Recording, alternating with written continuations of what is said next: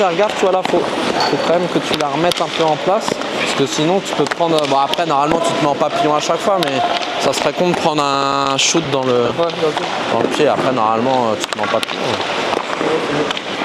Toujours prêt à plonger, glisser ou voler pour sauver un palais.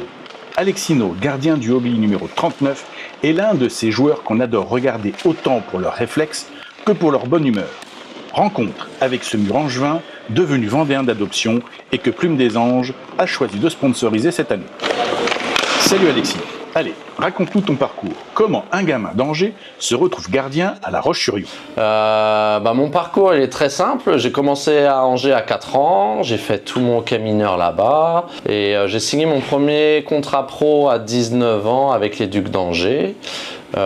Du coup en deuxième gardien, j'ai fait mes gammes là-bas jusqu'à mes 25-26 ans. Je suis parti 2 ans à Brest en D1, 1 an à Cholet et après je suis allé à Meudon en D2.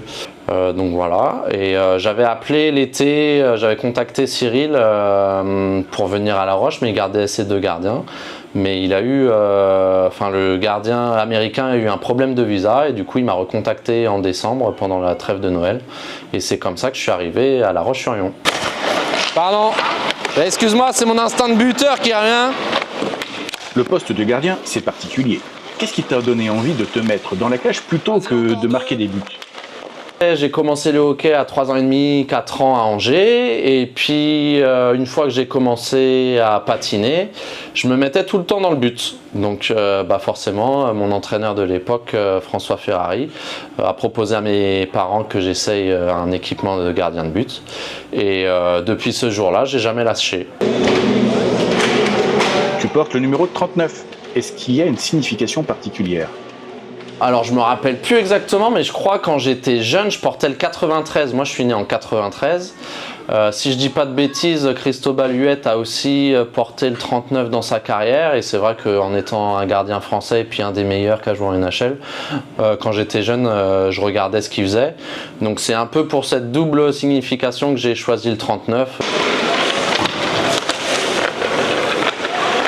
Justement, on parle souvent de ton contact avec les jeunes du hobby. Tu participes à leur entraînement? Dans un sens, 2 fois, et tu le fais dans l'autre sens, ok? Ouais, du coup, depuis que je suis arrivé au Gli, j'entraîne 2 heures par semaine. J'entraîne l'école de glace et juste après, on a un entraînement de gardien où ça regroupe un peu tous les gardiens du club. Donc pendant l'école de glace, j'ai souvent un spécifique gardien avec les jeunes qui veulent essayer d'être gardiens. Donc j'essaye de leur apprendre les bases, vraiment les déplacements, les arrêts. Et vu que les jeunes tournent quand même régulièrement, ça me permet aussi de voir de nouvelles têtes. Et puis à cet âge-là, on leur demande pas forcément de se spécifier tout de suite gardien.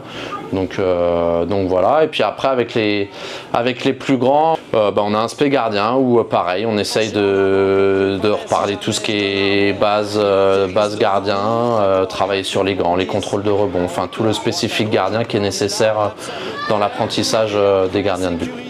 Avec la mitaine, on vient mettre le gant au niveau du palais, d'accord?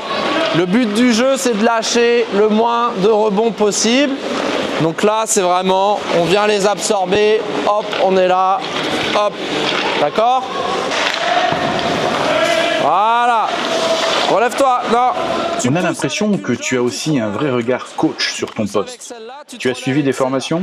Dans la mesure du possible, quand tu glisses, tu te relèves avant de t'arrêter, ok? Si tu dois t'arrêter... Ouais, c'est vrai que c'est un truc qui me branche pas mal depuis que j'ai commencé le hockey. En étant gardien de but, on a forcément cette vision globale sur la glace de ce que l'équipe peut faire et en 2018 j'ai passé mon CQP, ce qui me permet d'entraîner de l'école de glace jusqu'à U13, U15 il me semble. Récemment, depuis 1 ou 2 ans, j'ai passé la formation gardien de but que la Fédé propose. Je suis allé jusqu'au niveau expert 2, donc le plus haut niveau de formation qu'il existe pour l'instant par la Fédé. Entre nous, il faut être un peu fou pour vouloir se prendre des balais à 120 km/h, non? Ouais, c'est vrai. C'est vrai que c'est pas donné à tout le monde. Où j'en ai bavé. C'est vrai qu'il y a eu des périodes où je me rappelle notamment en U15, il y avait des joueurs qui tiraient très fort et à l'époque on n'était pas forcément équipé correctement.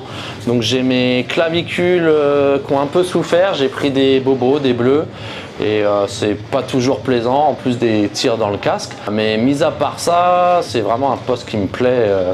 Le fait d'être le dernier rempart et de, entre guillemets, pouvoir compter que sur soi-même, même si on est beaucoup dépendant de ce que notre équipe propose. Dans un monde idéal, si on fait le match parfait, on prend pas de but, notre équipe gagne. C'est pas toujours facile, mais c'est quand même un rôle que j'apprécie énormément. Une anecdote ou un moment marquant de ta carrière ? Dans un vestiaire de hockey, il y a beaucoup d'anecdotes à raconter, mais justement ça reste dans les vestiaires de hockey, donc ça je vais le garder pour moi.